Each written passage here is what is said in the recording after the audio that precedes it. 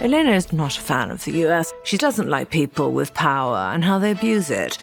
There she is, Miss America.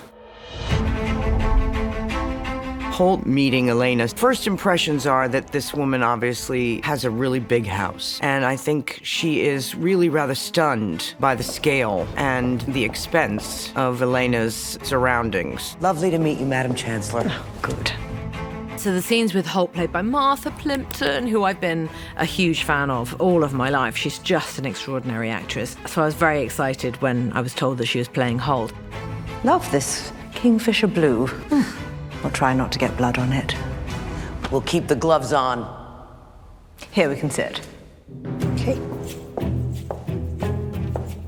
The whole confrontation between Holt and Elena from the jump feels a bit like a game. And it's a game where they're sort of allowed to say the things to each other that these countries don't usually say to each other. It's time we spoke frankly with you. We'd like to get things back on track here. Uh-huh. Holt comes in sort of feeling that she can tell Elena what to do with her country. She can sort of strongly sweet-talk her. We see you as a true visionary. Maybe even patronize her a little bit. So it would be a shame to spoil it all. Into doing what America wants her to do. Which is why we'd love for you to return to the Cobalt Project. Elena sees right through her manipulation to create this cobalt deal that works really much more for the Americans than it does for Elena. My people need to be respected. And they will be. Elena, she might not always be the most politically whip-smart, but she can see right through a liar. We want you to feel like equals. One of the things for me that I admire about Elena the most of all is that she can spot people who are pretending to be inclusive. She can spot people who are out for one thing and one thing only, and that is to dominate. We are willing to take some responsibility on our end for any issue. She sees right through all of that. That's where her intelligence lies, is in how shrewd she is and how phenomenally perceptive. There's no issue. No, there's just, what this is, you know, the bargain. And I think my country's more than held up her end over the years, don't you think? And also, she believes in her country. She believes in preserving what is theirs. After all, we let you dig our earth for a pittance. Much of what Elena says to the senator about America's overbearing presence in various parts of the globe is not altogether wrong. We provided refueling and airspace support for your wars in the Middle East. She's quite spot on in some of her assessments. You shoveled your shit on our doorstep for years and told us we were happy to eat it, if you'll pardon my expression. Holt, she expects to push her over. I think we hear each other, which is why we'd love to consider something in the shape of a reset. First and foremost, much greater access for you and your ambassadors. Once the carrot is fully dangled in front of Elena's face, she's quite obviously tempted by that carrot for a moment. It's the thing she's always wanted. It's an invitation to sit at the grown-up table where the big kid nations talk about what's really happening in the world. The entire game could change for you. All these things that she's, even in the prior episode, acted somewhat disdainful about, when it's waved right in front of your face, it's hard to turn it away. So I want you to ask yourself, are you ready to take this next step with us?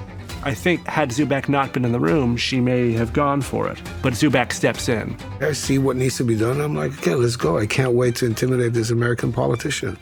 I'm sorry, where were... What were we... Let's take a tour around the palace. A tour? Right now? Sure, okay, if you like. I do like. And then once Zubak steps in, a new game begins. She's quite delighted by that new feeling, which is, ooh, the hegemonic power right in front of me looks scared. We've filmed in a library, which I think is possibly the most beautiful library in the world. It was doing it in one shot, and then there's a sort of secret passage at the end. But there's something sort of sweeping and operatic about those scenes. Sorry, it's my guy. Is he? Oh, God, yes. You know, it is so confusing, isn't it? They fall in episode 2, which is one of Stephen's episodes. And there was something about how he shot it that really did feel a bit like an opera, which it should. This is Elena's ghastly aria that she is singing to the masses. Creating that scene, the rhythm was right. The rhythm of this whole piece is very, very important. You're right. It's hard to scare America. It's hard when you're Elena's country. The phrase they use in the show is throwing rocks at an aircraft carrier. It's hard to get any reaction at all. You're just nothing to them. Sorry, are you...